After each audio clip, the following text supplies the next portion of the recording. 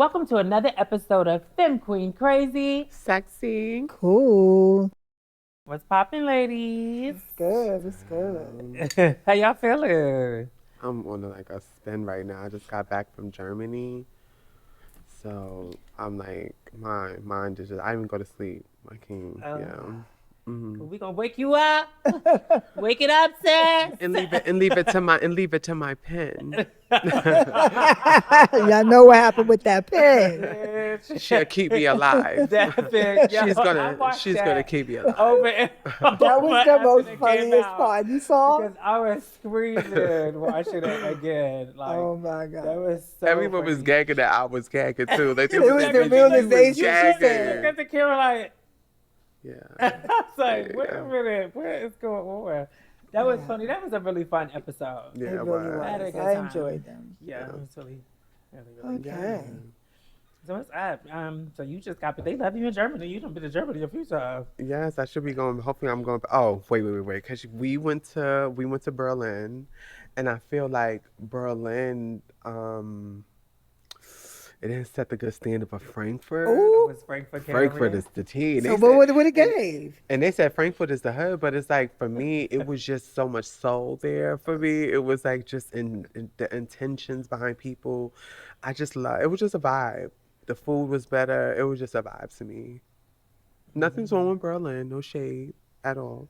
But it was just a lot fun. It was a lot more fun for me. It was more my type of speed. We went to like me and a couple girls went like to I actually want to bring this topic up, and this is kind of like, please, no one kill me what I'm about to talk about. Well, before we get into topics, I just want to mention that we got Marti Cummings. Oh my gosh, and yes. Peppermint. We taking it back. RuPaul Drag Race. Yes. Well, they have surpassed that now. Like, they're doing big things. So I can't wait to have gonna them be on the great. couch. Yes. Yeah. So now, what's that? What you were saying?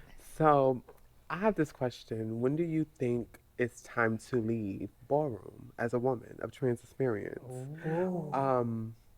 I went out. It was me, Paris West. Shout out to these ladies. Me, Paris, Tati Mugler, and Gigi. And a couple other girls from over there. We had went to this straight spot. And it just reminded me Wait, how of, many girls? it was like 6 girls. What, was they a- said the two trannies. You know they said it's a 3-string. When when It's it's drink, three. when there's drinks in the system, you don't really know what's going on. You're not fully aware. I guess you're not really aware, So we had went there, and I went back home, and I cried down. After going, what after the What club? happened? Yes, Was it the cocktails? Or was no, it could have been the edible too, Yeah, but edible. it could have been. But for real, it was more of like, for me, it's like I loved doing that, of just hanging out and just enjoying life, not worried about all these other things that I feel like I have been locking myself away from. And when you don't know what life is going to be, you stay to what you know, what is comfortable for you. And ballroom has been a space for me that I've navigated since I was 13, 14 years old, and I have never really decided to take a break and focus on my woman, and just being in that moment with those girls, and just having a good time and just enjoying life. These guys all over the girls. It was just, I miss that. Not saying I want to be a So was thot. I it want to like- run outside and be a thot. It's more so I just want to experience just Life. and whatever that is. So you feel like ballrooms keep you from doing that? It's not a ballroom fault thing. It's a personal thing where it's like I've glued myself to wanting to be the best in my category, or pushing myself to be the best and best, where I don't slow down and focus on my personal and just enjoyable, like the things I like to do for fun. I was in freaking Frankfurt at a straight club with a bunch of trans women, having the time of my life. Like, we were just having the time of, like, it was so much fun. There was no drama. Fine men. It was yes. So to delve deep into that question, do you feel as though, like, because that's a broad statement, and you said that you were tied to ballroom and you felt like, you since you was 13, do you feel like you want to let it go? And if you let it go, what happens after? So I really am thinking about that. I'm really thinking right now, to be honest. I'm really in that thoughtful place and because no one is doing anything wrong to me. It's about what I'm not doing for myself. That's the problem for me. And I want to get back to just, like you said, living. And I'm a little nervous, but it's more so I need it. I'm yearning for it, and I don't want. It's like the disappointment for people. Does it But have to be an either or? Like, can you do it in moderation, or what you mean on like ballroom? ballrooms? Like, so do you have to completely leave ballroom to experience your outside life, or like? And what was it about it? Was it the club? Was it the sisterhood? Because it sounds like the girls that you Yeah. had around you was having, It was the have, sisterhood, but also just experiencing life as a woman. so you're okay. So Experience, like, to be honest, I've experienced. But I'm getting ready for a ball. I'm navigating that. I'm preparing. I prepare myself like it's like Beyonce's going on tour. That's how I prepare myself for a ball. And that takes up a and I don't and that's no one's to blame. I'm not saying they put the pressure on me. I put the pressure on myself because Yourself. I want to be the I want to best. compete against, yeah, like that's just Hmm. what it is. So I guess for me I'm learning and where I'm at is, do I need to disappear to realize what does that look like on how I even want to be a part of it in that way, I guess. Can I offer I think. something? So if you were going to step away, like what would it be like? So it's almost like it's two different versions. Like ballroom get a Asia that they love and adore, but then there's another Asia who has more things that she wants to unlock in herself and venture and have life. Mm, So I've met some girls who also feel as though like they have a persona in ballroom I'm this and over here I'm this. So for me it's like if that's the performance Asia, the sex siren Asia, like when like to answer your question or to go deep into your question, do you feel as though like you're tired of the performance Asia and you want to just be Asia? I'm tired of the whole. I'm tired of like the pressure that I sometimes put on myself of getting ready for just for those categories. Do you Like, have some friends outside of ballroom? Do you have people that you hang with outside of ballroom? not like I used to. No, I'm being real honest. No. Mm-mm. And so I think I that's have what happens. literally when you become like I was a mother of a I have friends, they're my friends, like our family, but I don't because we don't navigate the same place no more. We don't have a lot of things in common no more because I'm ball ready, ball heavy. I'm focused on I'm focused on this, like for real. And you Like it's are the people that you are around. Like we were privy to see Peppermint's hmm movie that's coming out, and one of the things that really struck me was the sisterhood That and the part. tribe, and a lot of those people are people that are going in that same direction. They were yeah. even before, like you had the Trace, the Lalas, Laverne. There were all these people, and what I battle a lot of times too is because we get stuck with like there's people that we start out with that we may not necessarily be End with up with, yeah. and in the long Yeah. run. And a lot of times you have to be around what you want to be or people who are doing better to make you want to, Yeah. be around that hmm lifestyle that you want to And live. I'm being So around that now. Oh, Like that's what it is for me. I'm meeting those people now and I'm enjoying those moments with those people more than what is going on in my life. I think go for it. I think I was the same person. I battled that. I was like, I seen a lot of people who I felt was successful. I felt like they always left ballroom. hmm Like I felt like after they became successful, they left ballroom. And so I felt like I started going through that too. It was like, oh, for me to do such and such.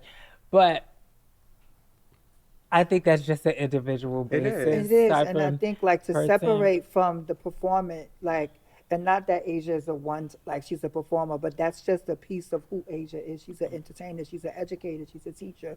She travels the world. She's leaving again today to go someplace else to empower another community.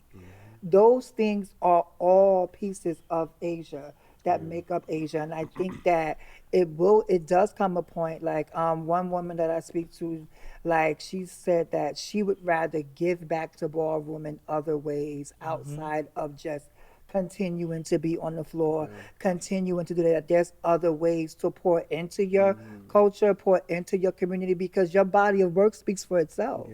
Like who you are speaks for yourself. Everybody knows, adores, and loves Asia. So I think that you're not wrong for wanting to pour into yourself, to say, you know what, I've done that part. I want to do this part now, and I deserve that part. You do. And another thing is that make it personal. Some things I noticed where when you stepping back in or you stepping in, you still here and around people that is like, I don't like this energy no more. I don't like certain stuff no more. I don't like how people talk. I don't like, it's just certain things, abusive behavior. I don't want to be around that. I want to be around positivity. So if I decide to stay in a place where I'm unsure if I want to be in, and then I'm still sacrificing, I don't want to be around that type of energy though. And that's the part for me. It's like, without going deeper, without putting too much out there. You have to prioritize yourself. Yeah, you do. You have to prioritize. You put what so brings much you energy peace. into ballroom, and then your life, you get further in life, and you're like, but it's not even so much the ballroom, because she was like, even in energy, even in spaces that you no longer feel as though align with you, and you, like when you say you have friends, and sometimes the friends who you start with may not be the friends who you end up with. I mean, I think like on this journey we will meet people who are good for the moment, and they may teach us things. We may have different experiences but with doesn't them. that feel But like it see, doesn't. I'm a Cancer, It's a part of outgrowing. It's a part of me saying to, this like, chapter is closed. I don't want to be a part of that. That's hard to it's be very like, hard. yo, this is my Come here. people for such a long time, and then you're like, oh, and then that's Thank why you. people start saying, oh, you're changing, blah, blah, blah. But I think we probably talked about this before, and it was very hard for me to compartmentalize people. And I think that as I get older, I've realized that I have to. You have those friends that are good for this, and you have those friends that are good for, And I think everybody plays a part in your life. It depends on where you see them at. Yeah. Like when we were talking the other day, and I was like, I know beyond a shadow of doubt, if I'm uncertain about something, I could pick up the phone. And I know who's going to say, girl, blah, blah, blah, blah, blah. I know who not to call, who's going to drain my energy. They're going to make it about them. And I'm not going to get the information I need. So I could pick up the phone and call Asia. I could pick up the phone and call you. I could pick up the phone and call Dominique, Lala, and them. And I know that they're not going to tell me something because they want to hurt me. They're telling it to me out of love because they want me to be better. And when you find those people in your life, like you just did, you went out there, you had yourself a great time. It caused you to think, like, is this what I really want? I think at a certain point, when people don't work, when people don't work for you, don't force something that doesn't work, because you're going to find yourself in a situation where you're always compromising to be in a space with somebody who you inherently don't necessarily align with. Type shit. Don't forget, like, comment, and subscribe. You're watching Femme Queen Crazy Sexy Cool. I want to get off of deep dark for me. For There was a deep and dark. But it wasn't deep and dark, but it was good. You started it. No, I know. I wanted to, because I think it was important. I think it's an important conversation to have in front of a lot of other people, because I notice when I meet a lot of people in the community, we have these same type of conversations, especially trans women. We have these same conversations because this is our home kind of. It feels good a lot of times when you get around like your sisters, that people that you have a commonality with, that can have fun outside of the scene. Because when we're in this scene, we're in competition mode, and sometimes we don't get to know those girls on a different level. And that brings me into, I just want to say, you know what grinds my gas and really makes it pinch are those energy draining people. Baby. Those people who will suck the energy out of you, like no matter what, they are sad and down and angry. Like, bitch, you could be on a train and it's crowded. Bitch, we know it's crowded, and somebody bump you a little bit, it ain't bitch. Like, you like, girl, they said excuse you. Like, those people who are just mad all the time, I think you have to get those people away from you. And like, get rid of those friends who just suck the life out of you. The vampires. I be keen, because I be like, I gotta run from there. I have to run from that space. I'm getting out of there. I try to tell people, I'm like, girl, you said, your whole story is sad. Like, you are sad. Like, everything is sad. And there are people, I'm not taking away from people who are clinically depressed and stuff. There are people who like, there are people who make their story out to be like sad. Everything is sad. Things like, But you know what? I'm gonna be honest with you. I think for me, it's like I realize that I don't try to judge that though, more because I know I've been there where I was depressed at a point, and I may have came off like that to my friends. So I know what it's like to go through that and go somewhere else. So I know I don't want to be around that, but I try not to look down on them because I do understand what it's like every day. You know, and some people could have honestly just had a bad morning, but a if they effed up have morning. millions of bad mornings, then it's So- I'm not making an excuse for it. no, because I'm not making an you excuse know, I'm though. that friend who like is like, I'm gonna try to help you through it several times. Yeah. But I don't think you gotta help them like through it though. I think it sounds like you're doing yourself the disservice of Yes, 'cause it continuing a becomes a friendship drain. that is because they're just being them right now. This is where they're at now. Right now, their life is draining. They're going Do through you things find in their yourself around lives. a few people like what No, if but that happens to you in just life? gotta remove yourself. It's like y'all not compatible right now in your lives. Like you're not compatible with them. That doesn't mean that they're a sad or depressed person. That just means that right now in their life, they haven't navigated where you're at, or how to be where they can be happy regardless of what they went through this morning. They can let it go. And I also think that we haven't really we don't really have conversations around the grief of with losing people who you care about or closing the door on a friendship that you once felt. And we've been conditioned to feel as though if I choose me over our friendship, then somehow I betray you. And it hurts. It hurts when you have to give up on people, especially like those ones who you call and you already anticipate what the conversation is going to be about. So you avoid it. And then you like, when you finally just give in, you kind of already mentally prepared. Like I have some of those people in my life that I'm like, okay, what do you need? Like right off the gate. Because I know if you call and you want something. And I just want to give it to you because I'm at the point in my life that I have no time for things that don't align with me. I'd rather have a clean break and grieve. Like I understand what loss feels like because I've experienced loss. But I also know that there's a process of grief of losing friendships. There's people who I thought that I would ride into the sunset with. They're no longer here. And when I look back in hindsight, those friendships was not as significant as I thought they would be for me. Also, it's just the fact that understanding that that's where they're at in their life right now. And that's not where I'm at. But we don't talk enough about the grief or losing a friend or someone. And those could be various reasons. Someone betrays you. Someone says something that you don't like. Someone does a thing that you don't necessarily agree with.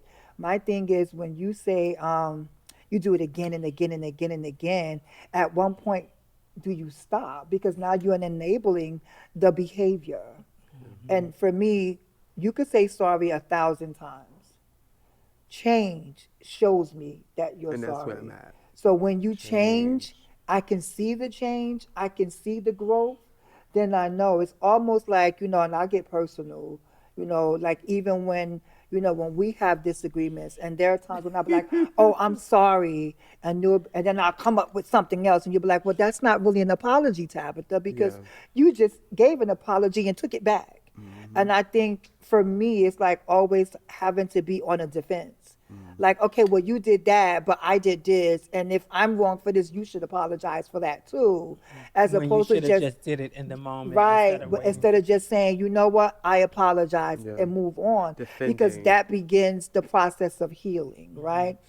And for me, that's what I think is the strongest between our connection, that we don't always agree on everything, but we're adult enough to talk about it and move forward. And I don't Yes. think that certain friendships are able to do that. I really, really love that. I don't think I emphasize how much I adore these women.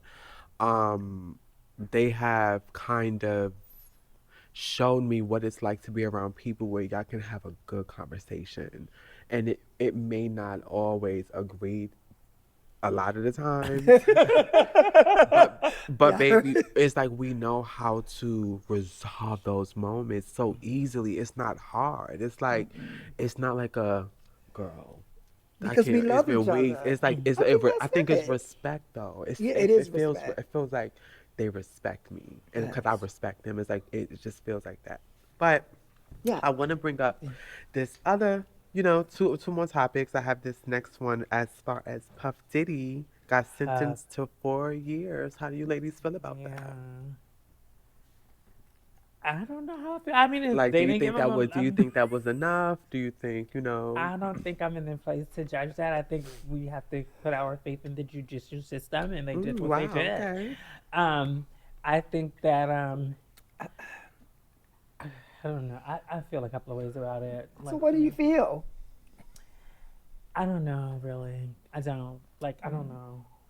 I stopped following it after a while because I do feel like. Do you buy baby oil? Oh wow. I don't buy baby oil. But see, because my problem was with a lot of things that they were trying to get him for. I was like, I mean, the man is a freak. Like, he's getting in trouble for being a freak. Like, I didn't think he should get like 11 and 12 years and stuff like that. So I think, 4, and is he going to get time served with that too? I think probably he did like a year, right? He's been locked up for like a year now. So, that might hurt. Sometimes when you, oh God. Why do I have to? Sometimes when you get sentenced, they will. Girl, we did this one. She's been there. She's been there. Sometimes you have a conditional discharge if you're up for it. Like if he pled out to, like, if he found guilty and they gave him a flat bid, which is like, I think he got like 50-something months. So it may be flat where he will serve out 3/4 of his time and then get released on parole, where he'll have to see a parole officer. I think he has served some time, and I think that's where people feel as though he wasn't punished enough or penalized enough. But for me, I also agree. Like, I really don't, because in the sense it's like you're criminalizing someone's sexuality and they may be a freak. So we're like, why we not focused on that? Right, which is even more like, we as a community, like, we will drag our people through the mud. But there is a level of people who are also doing both. So I don't want to say that we don't hold both accountable. I think that he should be held accountable. I think that maybe to some people he has been held accountable, to others don't. I necessarily don't have an opinion on either. One of my friends was saying the other day, like when they were talking about the Cardi B and Nicki beef, and I was like, that was my next topic. I was like, that's rich people beef. I don't have no time to be worried about that. I just think Nicki should just stop being petty. I don't know. I think she got some dark stuff around her. Let's go into that topic. How do you guys feel? Do you guys feel like it went too far? Or has gotten far? Yes. I think everybody knows it went too far. But it's like, why you always... But I felt like this was going to happen. I felt like, karma was going to come back around. Like, like when the whole situation with her little Kim, like years ago, and it was playing out like that, I felt like there was going to be another artist that was going to come along and she was going to felt left out. And then it was going to be a thing like this. And like, why you wait for this girl's album to come out? She didn't rap about you. She didn't say nothing about you. And she clarified that. Like, yeah, she has not said nothing about you. Like, why you sit? Like, you already left your mark. Like, just be the queen that you say you are. And why do you keep coming and like antagonizing so many different people and going at? It's not just her. There's a list of people, Barb. There's a list of people. Here we go.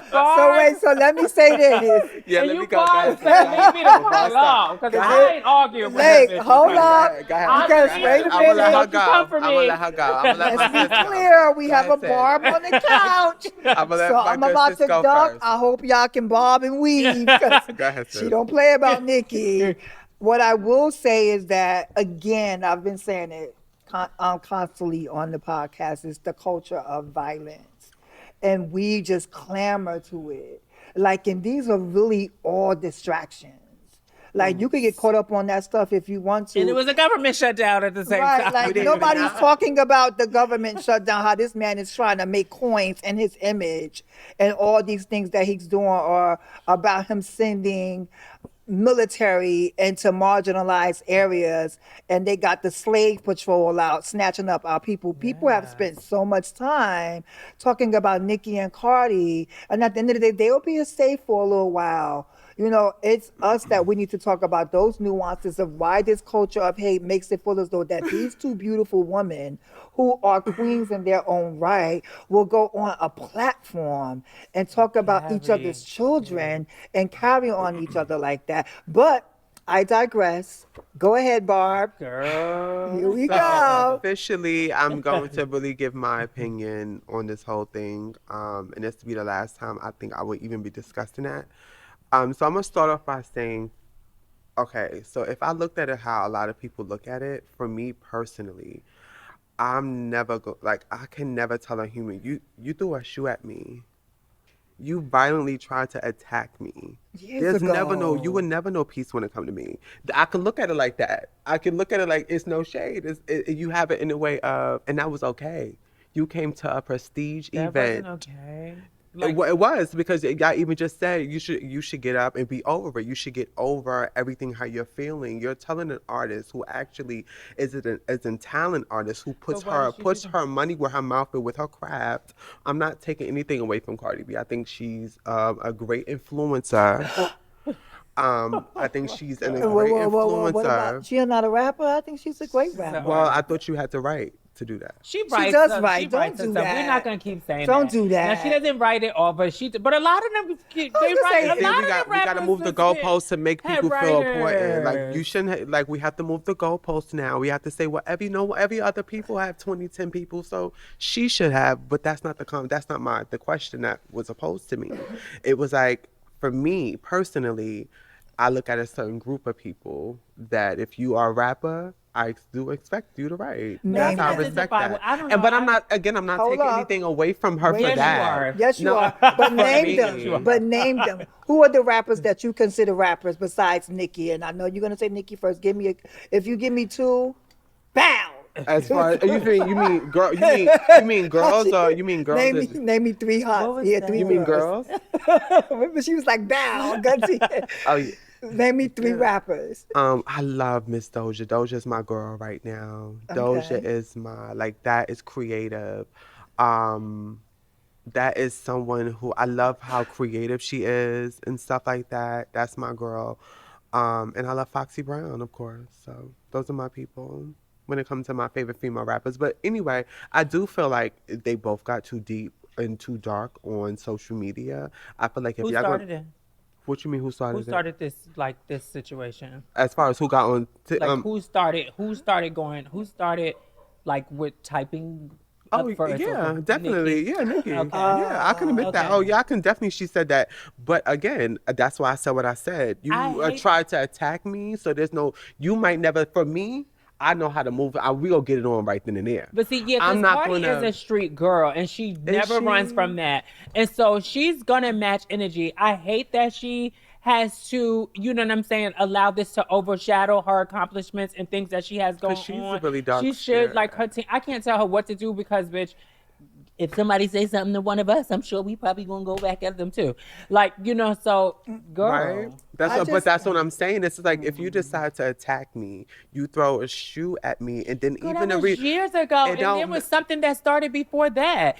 She literally went on live and said. But Nicki had said something to her prior to that, right? Wasn't they already beefing? Yes, it was because you was upset. On side. Because it was giving you're an artist and you're playing, and I'm real because I'm from the streets. No, they both from the streets. What you mean the streets? What does that mean? What that mean? What that mean? No. Let's back it up, bitch. I think. What does that mean? What does that mean? I just think that overall, I think peace. I'll push out peace. I do think that I don't care. I don't care. Yeah, put it to the music. Definitely put it to. And I'm saying, but I also feel like don't move the goalposts for certain individuals that you personally like. But it's that's what a lot of people I noticed that are doing. They personally like certain people, so they say, "Well, she should just hurry up and get it over it." So if that's the case, she should hurry up and get over it. Have you seen? Did you see what she said about Ice Spice? Did you see what she was saying? Because I don't follow her. That's that you're attacking. So I would say this. What would be nasty? What would be a Cardi won that Ice Spice, and there people were saying that she's bullying. She said, "I'm going to beat her up when I see her." Is that okay? Is that okay for us? But my thing is, it's the culture of violence. But you know what would eat it up? if they was to drop a song together and They shut should have been. everybody It's too up. late now, but they No, should I have say let definitely everyone done get in the that. booth and rap on the beat. I Let it say go. let's Leave Let's it get there. back to battle raps. That's what you're saying? I The Take say it back. both of them. because I'm not that invested. Let's just into like the rap that I used to listen to was battle rap. Yeah, so about And them after Lil' Epstein Kim, files. I ain't About them really know. Epstein's Battle rap? files. You like I battle used to rapping? live- You like I live for battle you rap. like battle rapping? You said who? I used to live for Oh, battle- okay. And Little Kim, bitch. You can't. I love Kim. Oh no, that's my okay, girl. you Like can't that talk was about that's my that. girl. That's my girl. Yeah, like Okay, so about She them blamed Epstein her. She files. blamed her failure on Nikki, bitch. Oh my God. No, and because not did on the you men see that the left you story? for dead. Girl, y'all barbs be real serious, bitch. You Not think for the she had people y'all that on left her for payroll. dead. No. And I'm just. Now you got now has to be a Barb thing. I love Kim. I have all her. I have all her. But albums. girl, That's you my throw girl. shots at everybody. No, else. I'm talking as far as you literally blamed your Well, look, success, I've your been going failure for a minute now. success. It's back with the jump off, and we gonna leave this right here, and we gonna come back. Y'all know the Dressing all vibe. black Y'all like know the the vibe. Omen. You know they gotta move the goalposts. we, It's the B to the. I love all the girls though. I love you all. yes. You know what I mean? Well, we, Let's bring on our guest. yes. You have a topic? No. We gotta come back with our cat. Oh, I do want to say one thing before we go. Shouts to Black, the Center for Black Equity this weekend. It was an amazing gala. To all the honorees from Jack to Hope, Tracy, the Bishop, Jasmine. Oh my Crockett. Jasmine, Like, how could I forget that? And Okay. I'm We just owe that. sitting here because they got me on this rap stuff. But honestly, like, those speeches, those call to actions, holding that space and love around Black excellence is what we need to do more in this time. And I think that having those conversations and being in space with community like that gave me a different view on how I want my life to look like moving forward. And for me, it's all Black everything. Okay. And we'll be back has a with the change of New heart. York staple drag. She has, Drag- But not like that. We need to do it together, though. she has a change of Y'all, Here she go. can I go to break? You want to go to break? I mean, because we gonna be back. Yes, it's hot. I'm sweating.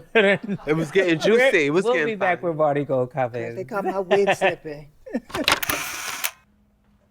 Oh, what's goody? Don't you forget to like, share, and comment, because you are now watching Femme Queen, crazy, sexy, and cool.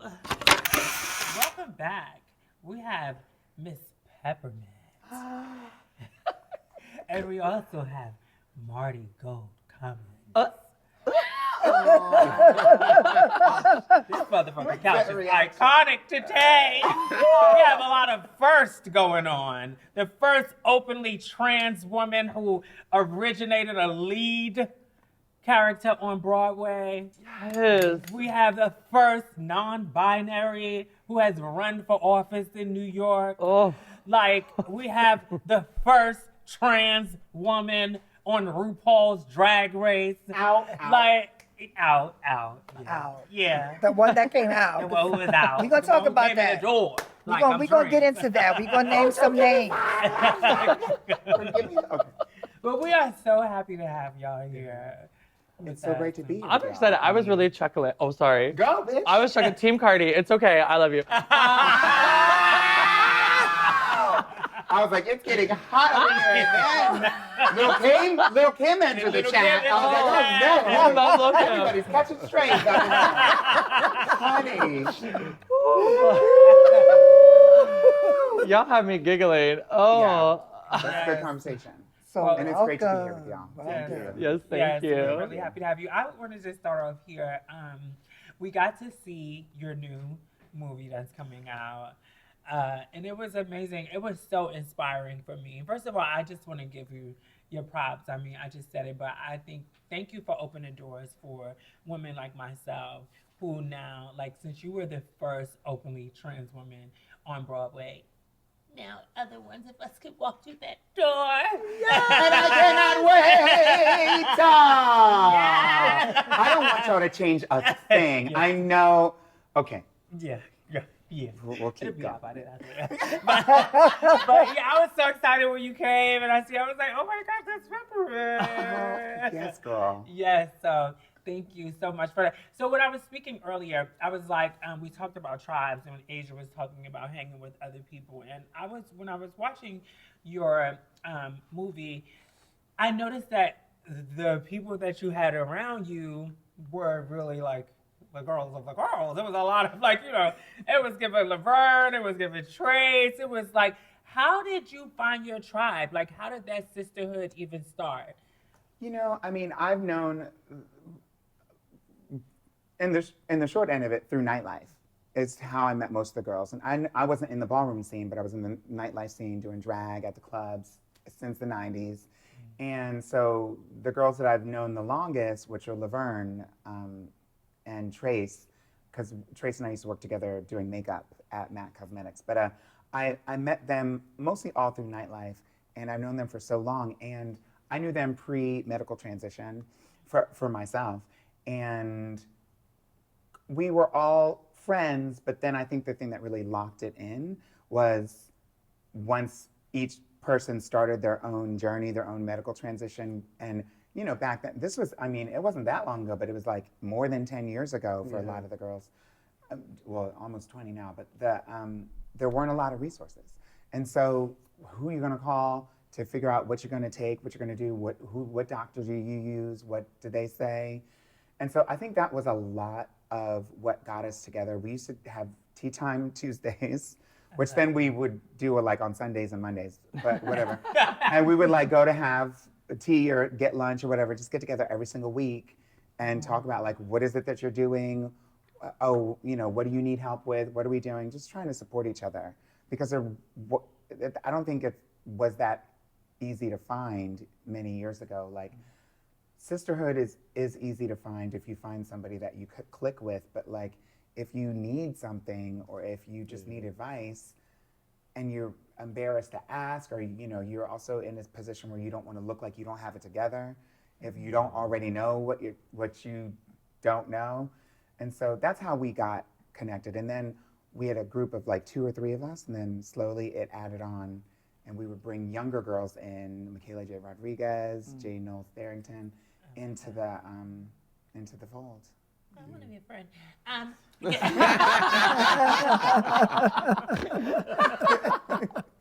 Speaking of documentaries, why was it important for Queen of New York was the name of the documentary?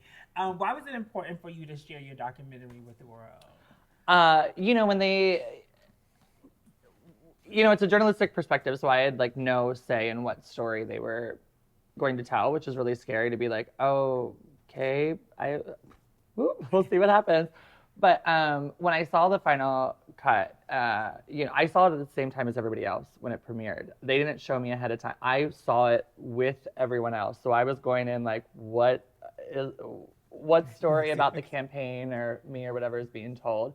And the story that they did, Emma Fidel, the director, I think did such a beautiful job of, while yes, it's called Queen of New York and it centers on my campaign for city council, the story I got from the film is a whole bunch of queer, LGBTQ, primarily trans and non-binary young people getting involved in politics for the very first time, going out to protest, going out to hand out, and it went beyond the campaign. Like, what are people running for office doing for their community? Is it about power, or is it about actually serving people? And these people came together to help their neighbors who didn't have access to livable wages, or were facing food insecurity, or were scared of immigration and what was going to happen to them, And this was, back in 2021, and now like fast forward, and it's like, look at where we are today. All of these issues have been exacerbated so much. So I think this film is really important because it can show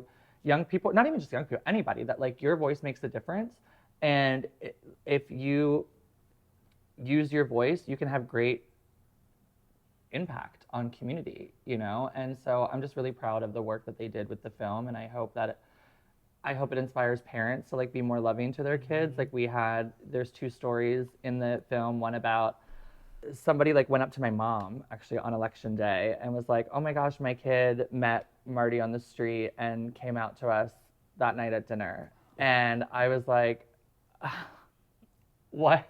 And then another kid, this story I tell this story a lot because I think it's, we know trans rights are under attack, and we know that trans kids have higher rates of suicidal ideation and suicide, and with the attacks happening, that's just being elevated, right?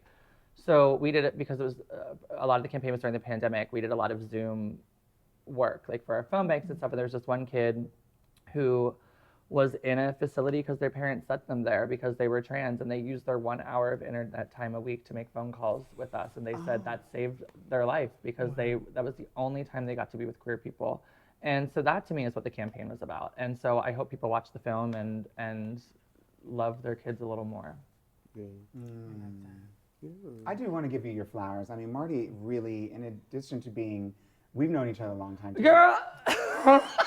In addition to being a fabulous drag entertainer, being able to wake up during the day and be at the rallies, be at the marches, be involved in the political system was so important. I mean, even before you ran, and then watching the film, the impact that I know that you had on the race and all of the other candidates, even if, in my opinion, some of them didn't acknowledge you in the way that I would have liked to have seen them acknowledge you, but they were very aware of what you were doing and the impact that you had. That's why the MAGA donors gave the other guy $250,000 to beat me, because they saw. What's your relationship now with this? With this. I've moved in with my now husband into another district, which happen. People bop around New York. The prices go up, and you gotta, But I'm still very closely tied to it. Uptown Wagon is a great organization that's still doing incredible work. They do that I was involved with during the pandemic. They do a free store at the Armory, which is actually in District 9 above, or District 10, but they do a free store all the time. So you can visit Uptown Wagon on social media. They give away vaccines, haircuts, consultations with doctors and nurses. You can get free clothing, free groceries, and it's incredible. I'm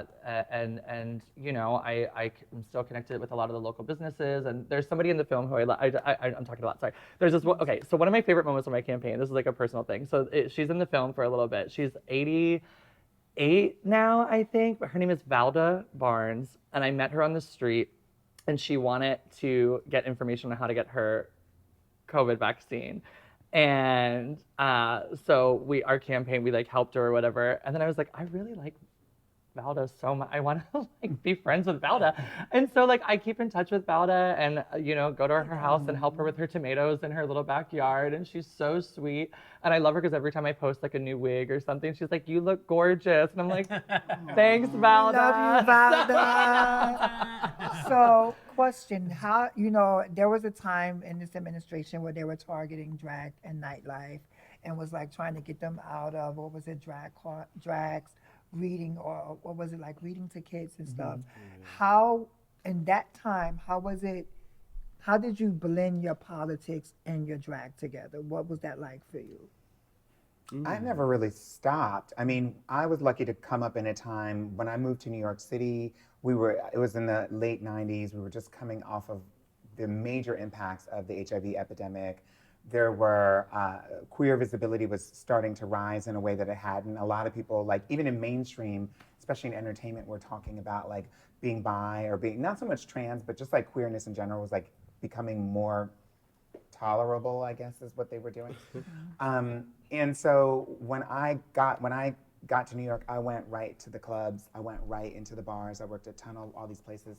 And I'm connected with queens that I really admired. And a lot of the queens that I admired were really speaking out politically, talking about using their platform to advocate for the community in different ways.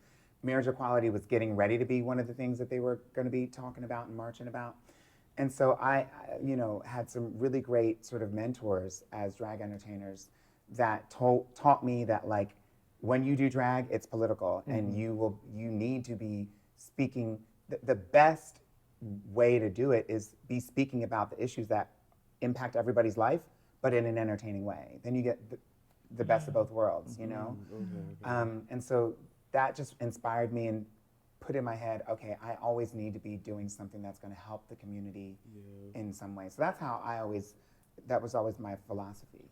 And I've been at rallies with both of you and seen you spoke many times on many platforms. Your work with ACLU does not go unnoticed. For me, when I watched the film, and there was a part of the film where, as you were talking about COVID, where it kind of exasperated your connection to people.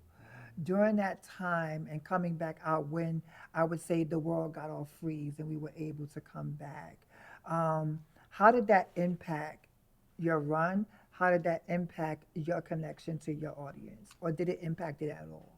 Well, I mean, of course it impacted the campaign, but I want to touch on, so like the anti-drag legislation, that to me was a soft launch on how far they could push it with trans people. All of the drag legislation was not really about drag. It was about, because all the underlying language was, if you're seen in certain places wearing clothing that isn't in line with the gender you were assigned, whatever, it was criminalized. So it was a soft launch on how far can they push it? How much do people care? Like, what are we going to do? So it was a soft launch to their trans attacks, which now we see are out of control. exorbitant. Nobody's even talking about Nobody's right talking now. about drag. No, you it's know? not even a conversation, and I agree with you. That was like the soft launch, because now, as they tried to criminalize, it's the same thing that happened at Stonewall, where they would run in, and if you had on different type of clothing or clothing that was not aligned with your gender, so somehow we've gotten back here.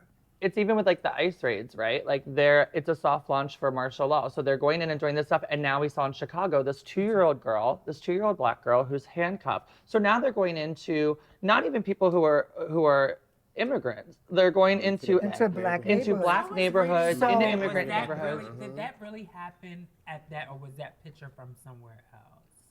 Of the little girl? Yeah.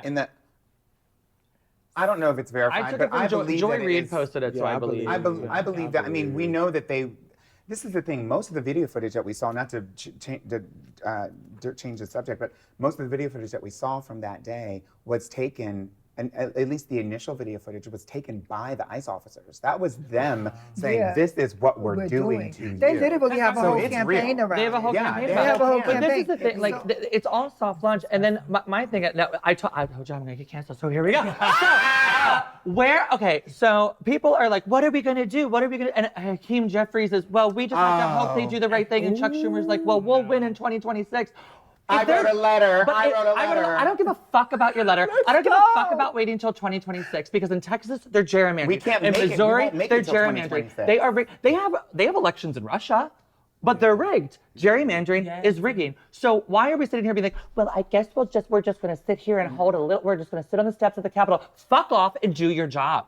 Do your job. And tell them exactly what we should fuck do. off and do your job. What are you doing, Democrats? You're complicit in genocide. You're complicit in having black and brown families attacked by ICE. You're complicit in immigrants who are being detained and kidnapped and ripped away from their family. Showing up at a rally is not enough. You can stop what is happening. The Republicans have been working for 50 years since Roe passed the Supreme Court to get in lockstep to make a white nationalist Christian country. And what have we done? We've infought and sat on our fucking thumbs. Do your job, Schumer. It's true. Girl! I'm Team Party. I'm Team Party. Let's go. Hey, you. Don't forget to like, subscribe, and share. You're watching Femme Queen, Crazy, Sexy, Cool. So now let me say, that's the impact of the. And should we talk about Salt Lake City Housewives? see, and this is. I love Marti. I love Stay here for a second. Let's go in.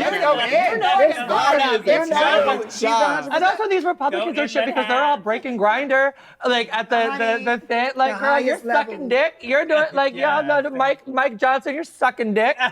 They all do. So. I had to get my water. I got a hot flash. So She's turning. They're gonna take my listen, passport. I No, knew. you already on that Let's speak that passport stuff list. up. So Anyway.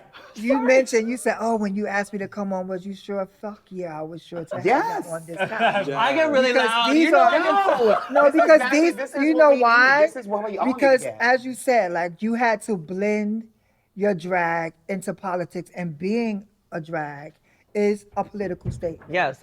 Us living our lives and them criminalize us is because they're afraid of the power that we have within ourselves. So as we entertain people, it's important that we have these conversations to push out there so people can begin to understand how to mobilize in this time. Because these are the politicians that we have put in place. Yes.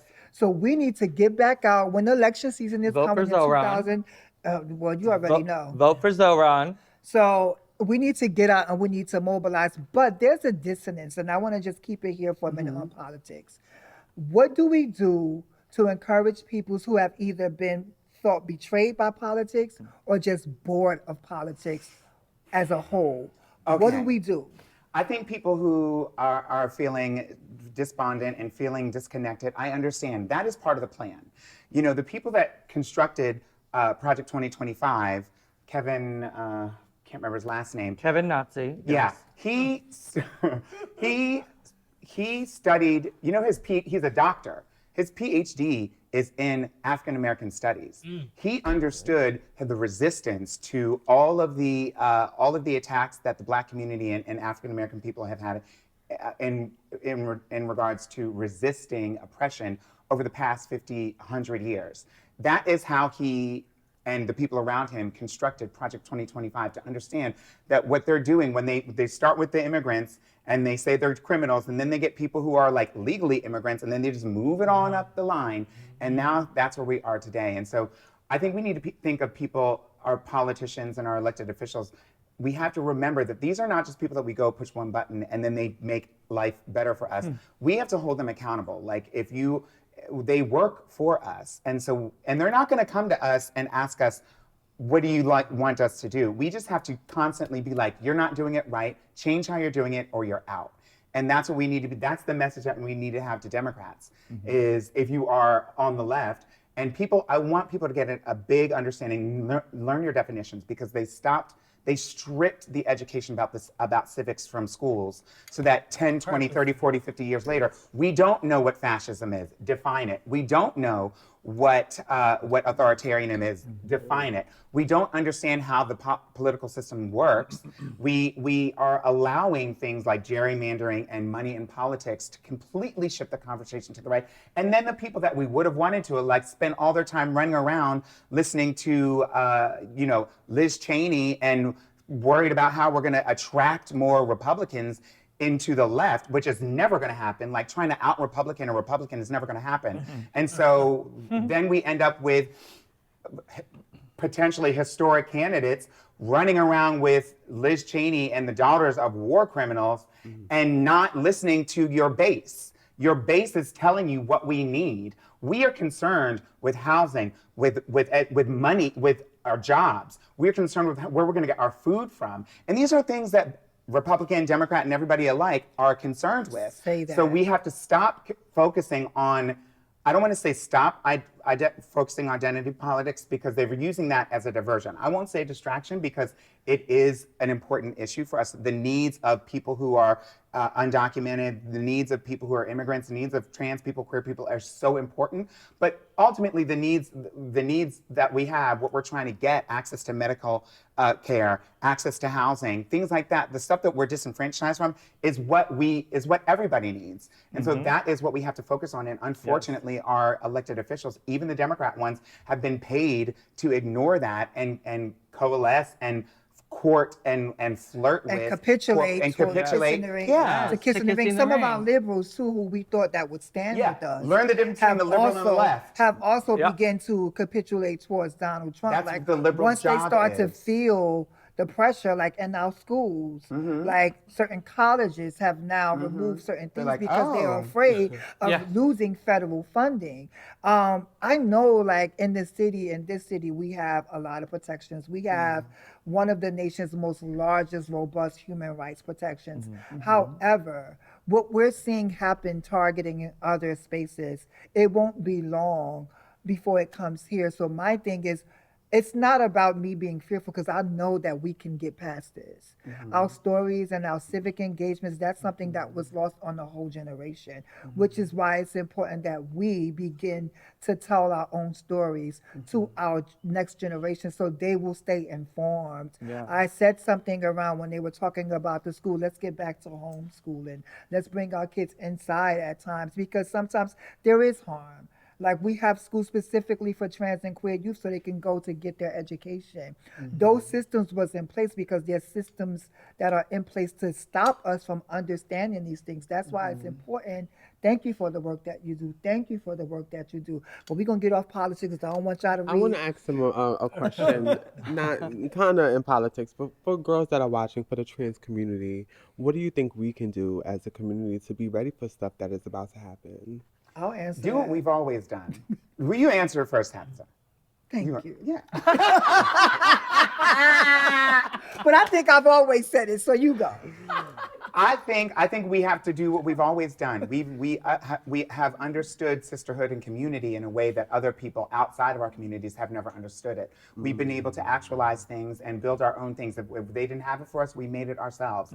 And so I think we need to have that same approach. I mean, you know, like even thinking about a medical transition, I know I do not want, that's one of my red lines, is like losing healthcare, losing access to medical. Universal healthcare. Yeah, medical coverage. And yeah, we need universal healthcare. We need Medicare for all. But since we don't have that, I don't want to lose access to the little bit of medical coverage that I do have. But I know that with our community, if we do lose that, the girls are going to find a way to do it. They might not be the safest way to do it, and we've already been there. We don't want to go back there. So what we need to do is first lock in with us, with the people who are us. But then we also eventually are going to have to lock in with people, and this is kind of one of the things you were saying, people that are outside of who we would normally walk in lockstep with, because they need access to healthcare too. They need food, they need shelter, they need all the stuff that's being stripped away. Nobody can afford it, nobody can get what they need. They need those things too, so mutual aid is really what we have to do. I can't cook, but bitch, I'll do your hair, you cook, what can you do? We'll all do it together, you know, and like, that's what I think. That's what will protect us. Community. Yeah, getting back to community. And that's what will protect us when they shut off whatever they're going to shut off and try to like be prepared. Yeah. Get back to our reality of what it was. Just I think that's something in us. I think it's just natural, and I love that. Yeah. It's the beast in us. Like Peppermint said, like we all need access to healthcare. We all need access to livable wages. We're the first generation that's not able to afford homes in America. That is right? crazy. Like we're the first generation because the wages have stayed the same or dropped and the cost of living has risen so much. That is something every single person in this country can relate to. And everybody's complaining about it. And everybody's complaining about it. So it's important to like, and so when you were talking about, you know, like electeds and this, that, and the other, we see what's happening with the momentum behind Zoran. The same that happened with the mayor in Chicago and the mayor in Boston, and these people who are super, super progressive. And so the people on the right, the MAGA Republicans, are scared because they know there's momentum. And then the people who are centrist Dems, Chuck Schumer, centrist, not left. they're scared because they see, at the end of the day, no matter how you dice it, there are more people who think the way we do than the other side. The other side has just been really, really good at organizing for a long time, which is why we have to focus on, yes, we need to make sure that we're focusing on all of these issues we're talking about for people's different identities, because we have to protect people, but we also need to get to the root of like, how are you going to feed your kids? How are you going to feed yourself? How are you going to, like, you need to go to the emergency room. How are you going to be able to pay for that? Like how are you going to be able to get, is there going to be a train that's working? Is there going to be like, you know, so we need to come together and fight for each other. And that's something that I always said, is when we begin to understand that the intersections, that my liberation inherently tied to yours. 100%. And until we begin to get to that point as a community, and we're already moving in that direction, there are enough of us that believe the same way we believe, that if we work together, we can get this. I don't think that we can do anything alone, and I think that at times, you know, we feel as though we're the only ones who feel this way. We're not.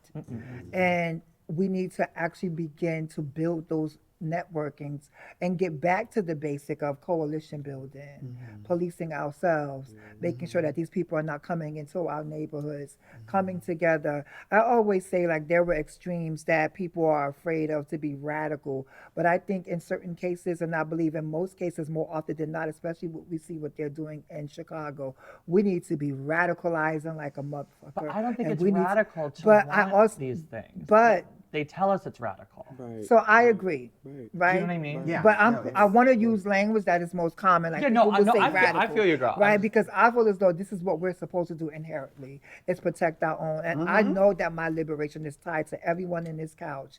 And I know that the same access to healthcare, the same access to affordable housing, the same access to job security is something that we all need inherently. So when we stop dividing, you know, each other between what we feel as though who comes first and who comes next, and understand that that saying or that catchphrase that we're not free until we're all free, it's not just a fucking quote. It is the absolute 100%. truth.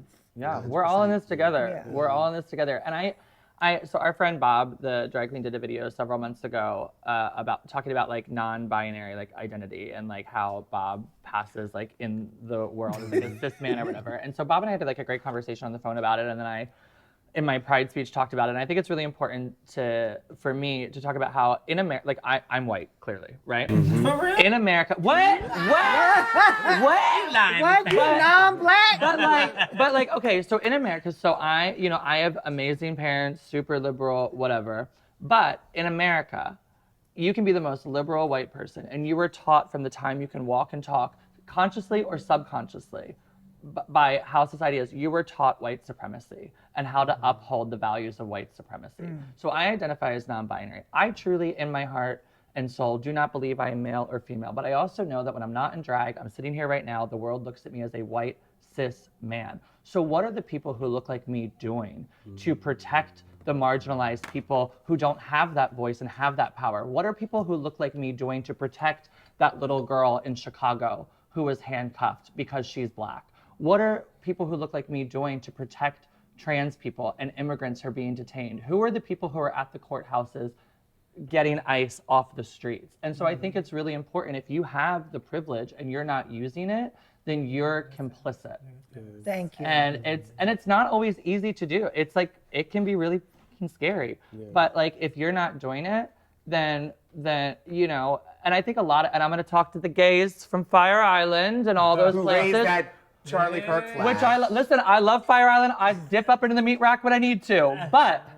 But okay, if you're sitting there with that mentality of, well, it doesn't really affect me. It was lesbians who took care of the community during the AIDS crisis. It was trans people who are the ones who put their bodies on the line during Stonewall. It's trans people who fought for your right to have marriage, you know? So now it's your turn to do the fucking work and stand up and speak out. I think this whole topic, like, we'll get into, because I wanted to ask how do you feel about the drag term and how it has transitioned over the years, over the last 50 years, what it meant before drag queen and how that has kind of changed. But you had said something about, like, it's time for them to stand up for trans women because they were, if it wasn't for Marsha and throwing the rock and stuff and fighting for rights in the beginning, then where would we be? But I seen a whole post, and it was about a 600-something thousand likes, where this gay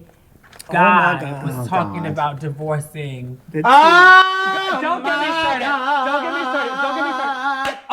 Okay, Wait, listen. Don't get me started on that. Put that. Listen, that is. I didn't even ask the question. No, but you know what I'm saying. But you know. That is, and this kind of goes to what you were saying, Asia, that this is the scarcity model, that there's not enough for all of us. So you have to be in competition with the people that are next to you to get what you need. And right now that's gotten into, I don't even know if I really believe, I mean, it's starting to, but I could see where this was, where this started, because nobody was talking about separating the T from the LGB 10 years ago. That's something that came over from England because they had this anti-trans thing going. And love Harry Potter, bitch. most of the people that are these like LGB alliance or whatever they're talking about that excludes the T, most of those people are straight. They're not even actually part of the community. These are people that are trying to politically manipulate, stir the pot, and just separating us so that we fight and cancel each other, so that we don't realize that, especially in the United States, this is the richest country in the world because it's been denigrating and taking resources from other countries and bombing people. But we have enough resources here. We have what we need. Everyone should have what we need. We don't have what we need. It's not because of you or me. It's because of the corporations and the usurping of all the resources and all the money and all of the stuff that we need is getting taken from us while we are fighting with each other. And so it's just this scarcity model. It's making people think that you're poor, but it's not because we doubled the price and you don't get paid enough. You're poor because that black girl over there, go get her. And then people get tricked into that. And to the trans women, because you asked that question about the trans girls, as we get more political, as we start to engage in this conversation more, don't allow ourselves to be distracted, as other groups have been, by the scarcity model, thinking that there's not enough, and I'm the only one who's going to get this, so they better choose me.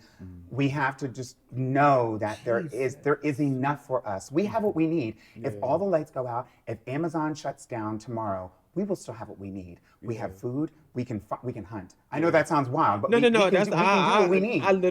I'm big on, like I was saying a couple weeks ago. We can find the food. So I had recently mentioned about that. I was saying how I feel like we have to heal in order for us to be okay with that. What you're saying, be okay with losing it all. What they say that we need. Yeah, we don't need what we think we need is not what we need. Exactly. That's what my point was. If we're together, we have other people, and we're still on this planet the way it is right now, even though it's burning and there's lots happening. In this country, we are blessed and privileged to have access to more than what we think we have access to. We do have what we need to survive, and we have what we need to experience joy and hope, which is each other. And once we have joy and hope, then we'll make it through. If we're all sitting here starving and they lock the door, girl, we'll entertain each other and we'll figure out a way. And that is what we have to focus on. Since they're like villainizing us and calling us terrorists, the trans people, what do you think about like content and still being so visibly trans? Like how do you feel about that? Like does that and like as opposed to going stealth? Yeah. Yes. Like you said, like should joy we and start hope. being, You can't. I know that's a reaction. That's a real. That's a reaction feeling, right? for safety. Yeah. You know, and we have been there, but now we have the ability to build community even without having to leave the house, right? So I think we can't. Go back into the Because this is joy and hope. We should go back into the But show. you know, I feel like we're starting to become numb. I feel like everyday people are starting to become really numb It's to designed that life way. and wanting to fight. Yeah. And just like a lot of people now just saying, I'm tired. Yeah. But And what's that's going what to happen happen today? today? What's Keep gonna happen pushing tomorrow? stuff out. And this is I what I think it is. Yeah. But this is what I mean. I'm sorry, y'all don't. I know y'all gonna say we talking over each other, but this is a very It's a deep conversation. But what I say to that is that this is what I mean by the war has already started to exhaust us mentally. So therefore we get drained. And that's why I was like, what is the nuance between people who already inherently feel betrayed versus the ones who are already marginalized, saying my vote don't matter. I don't care about that. They ain't never did nothing for me, but they do, because these systems fall downhill where you'll be pushed that farther back. Like, as you said, minimum wage is one of the highest things, or one of the talking points that we have been asking for a very long time. It's to raise minimum wage. The cost of living in New York City for a single adult is $119,000 a year to just live. And the minimum wage is so far low that there are people who are couples and not even making that amount. It's double that to feel comfortable. To feel comfortable. Yeah. But like, so on the point of like, my vote doesn't matter, you know, I know a lot of people feel that way, but this is why I'm gonna bring it back to Zoran. We are 1 month away from the election, the general election in New York. And for people outside of New York that are watching this, look for people that are local, that in your have district, have the same, that are talking to the issues that that matter to In you, your community. like in your community. Yeah, like who's running for school board? Who's running for town council where of you that. are? Who's running for county commissioner? A lot of these rural areas have county commissioners.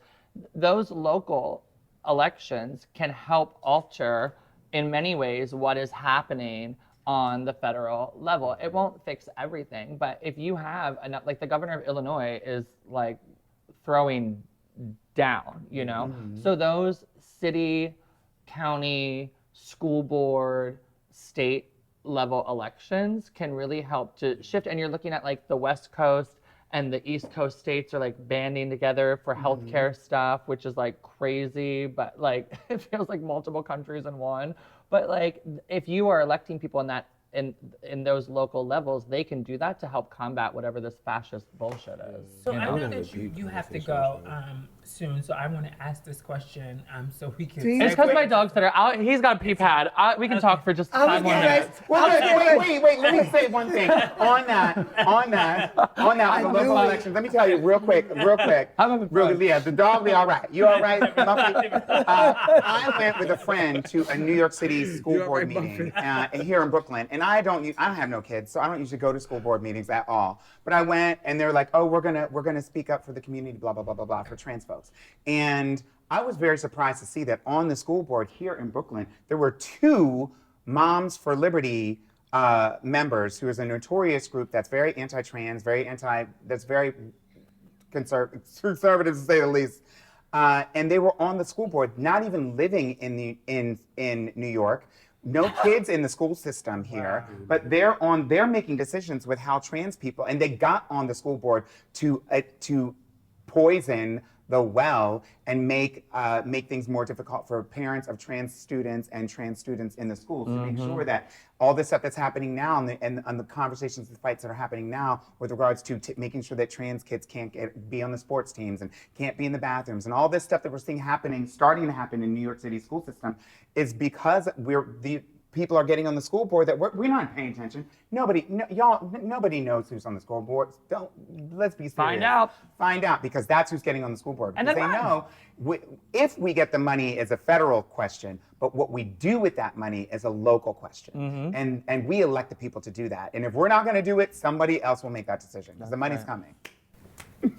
We have to find a way to make that more entertaining for the young people. Like I know, like it wasn't a big focus for us. Like I know in my neighborhood and in the schools that we, they didn't, drill that into our heads about voting and stuff. So a lot of times they feel like their vote doesn't matter. And I feel like the biggest thing that has to be done is that we do need to find a way to get these younger people interested, and the people who feel like, oh, it's not gonna make a change. Make it and fun. And I think Sarhan actually He's doing that. He's doing that. Chiose, council member from Brooklyn, is doing that. Also doing amazing work as a youth himself. And I think that it's important, right? That's a great question.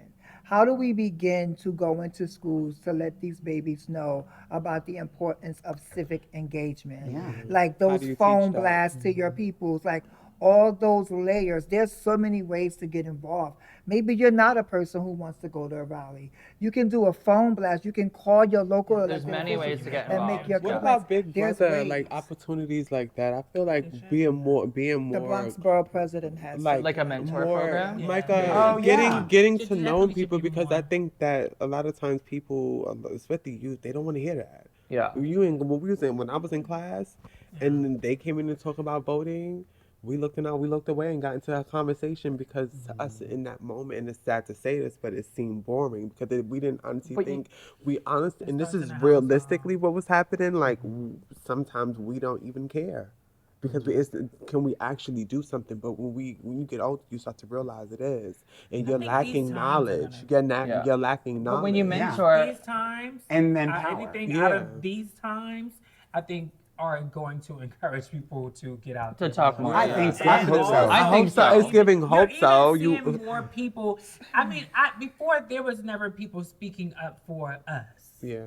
Now I'm seeing other people speak up for the first time for the first time. Like we are learning that it's not the Black community, and it's Anything but I think against we the should system. stay on this Anything for a long against time. the I think we should system. go So Anything another against the time. system. Let's do one fun topic, and then I gotta take the dog can I out. just ask you guys, like, Anything can I against ask the both of you, system. excuse me, like, what does drag queen mean to you, the term drag queen? And do you think that it has transformed over the last 50 years? Yes. I I mean, was look, like, most people. yeah. I think most people would define a drag queen as a man dressed in women's clothing. Period. Not even what that person's going to do. And I think drag. I view drag as a heightened, gendered performance for the sake of entertainment, right? Not even like someone who cross dresses. That's not drag, right? And at least not in my opinion. And so drag is entertainment. It's also very political, obviously, it can be. And now we've been able to see different people performing in drag, which is not new, but we're in sort of mainstream context, we're able to see that there's more people who are participating in drag. I mean, me and Marti, someone who's non-binary and someone who's trans, to people outside of the community might think that that's like new or like, oh my gosh, or like somebody who's assigned female at birth being a drag queen, a femme drag queen. Yes, or drag kings. Or We need to drag celebrate our kings. drag We have to kings, celebrate our too, drag yeah. kings. And so, that it's definitely changed. And I don't know if it's like different. It's changed in people's minds, but like there have been drag kings and everybody since the beginning of time. Forever, Yeah. And so that's what I. Yeah, and yeah. Yeah. And like drag is political, but also you have to have fun. Like I'm hollering at the camera and I get on my soapbox and all this stuff and I go do my show. But like I also recognize that like while I am very political in drag, at my shows I also know people need an escape, so they have joy. So I'll get up there and I'll be just real stupid, and do my little thing and be silly and unbox a Labubu on stage because it's dumb. Whatever. They're so stupid. I saw you doing that sitting thing, and I was like, oh, girl, okay. How? I got a bag. Have these children?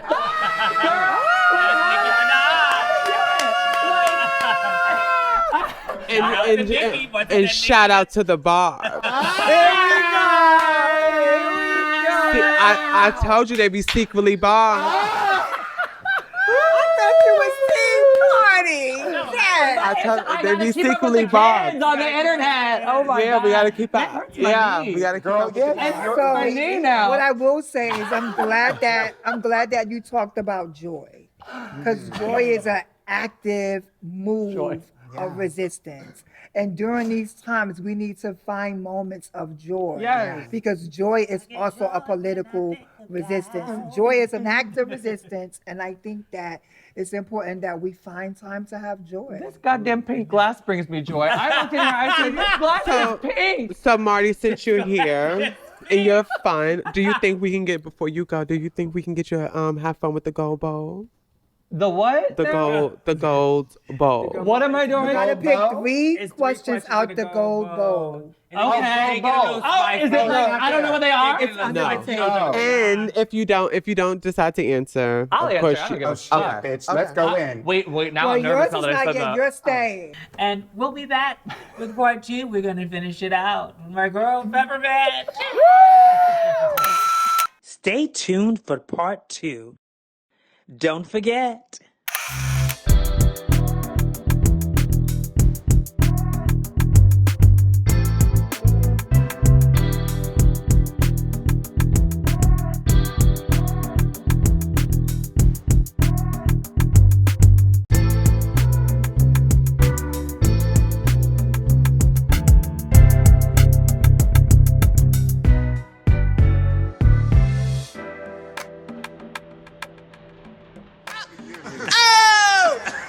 Shout out to everybody. I had fun. I gotta be good.